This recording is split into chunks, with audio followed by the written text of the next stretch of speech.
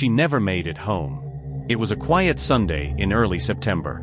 The air was cool, with a hint of autumn creeping in. The leaves hadn't yet turned, but the change in the air was undeniable. In a small town just outside Chattanooga, Tennessee, a 20-year-old woman named Ava Carter was gearing up for a life-changing day. She'd been applying to jobs for weeks, every day checking her email with a sense of desperation. Days and weeks passed, but there were no callbacks, no interviews, no responses. Until now. Finally, a local private elementary school had called her. Not much of a position, but it was something, a teaching assistant role.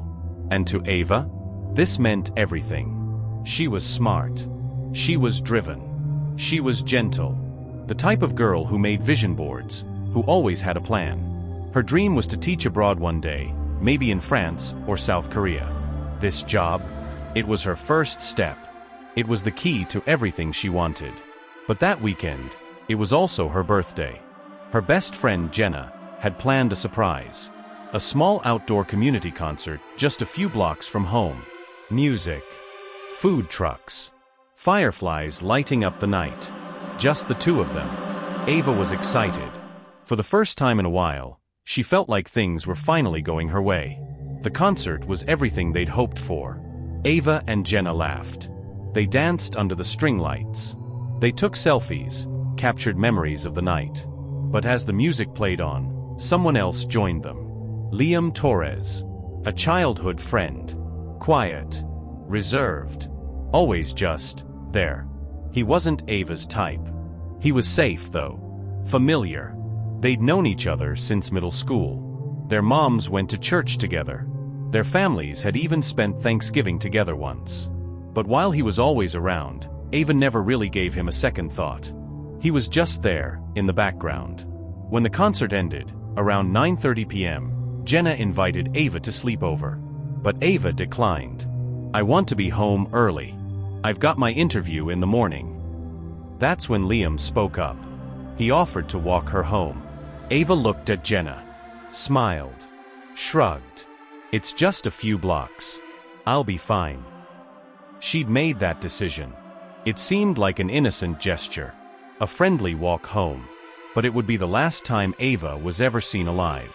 The next morning, Monday, 7:45 a.m., Ava's phone rang.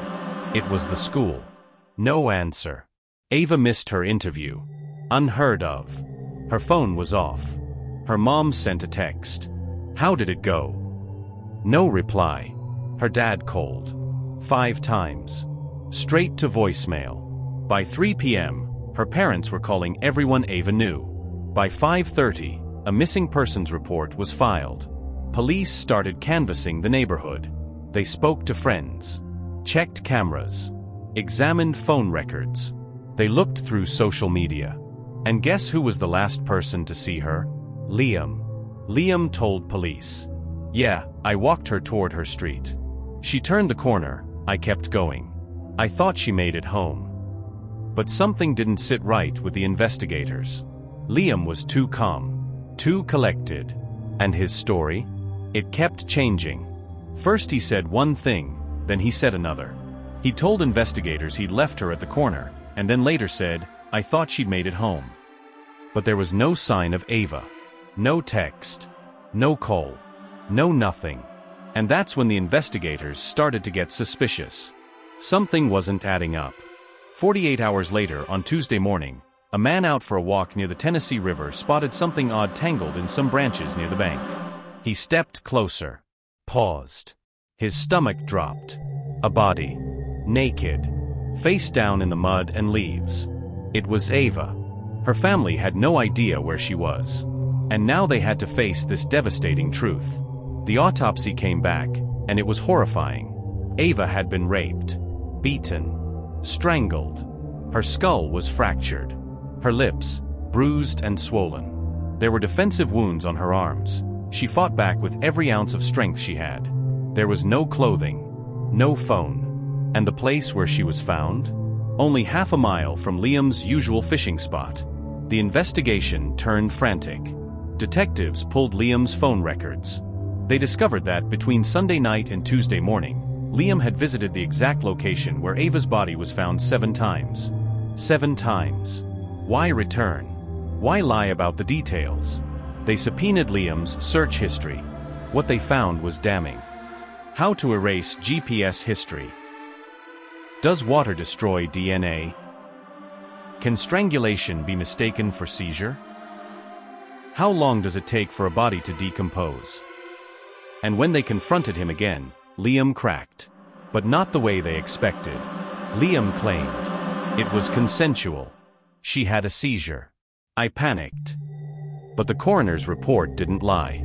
Death was by manual strangulation. This was not an accident. Liam's story was falling apart, and the investigators weren't done digging yet. As the case unfolded, 3 more women came forward. One from 2018, another from 2020, and one just last year. All told eerily similar stories. He was nice at first. Then he changed. He told me no one would believe me. He said he'd ruin me if I ever told anyone. These women had stayed silent, ashamed, scared. But Ava's death gave them the courage to speak. They would no longer be silenced. The trial that followed shook the entire town. Liam's DNA was found on Ava.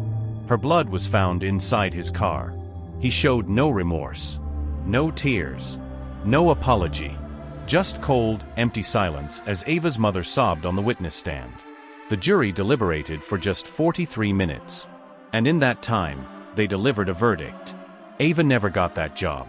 She never made it to the interview. She never got to teach. She never got to travel. She never got to live the life she dreamed of. She was just 20 years old. This isn't just a murder story. It's a warning. Because sometimes, the people we trust the most, those we've known for years, who we think are safe, are the ones hiding monsters inside. Ava didn't get to live her dreams. But maybe, just maybe, her story will save someone else. If this story shocked you, if you felt the weight of Ava's loss, hit that subscribe button now. Be vigilant. Be aware. Trust your instincts. Because the next time you walk home alone, you never know who's watching. Stay safe. Stay informed.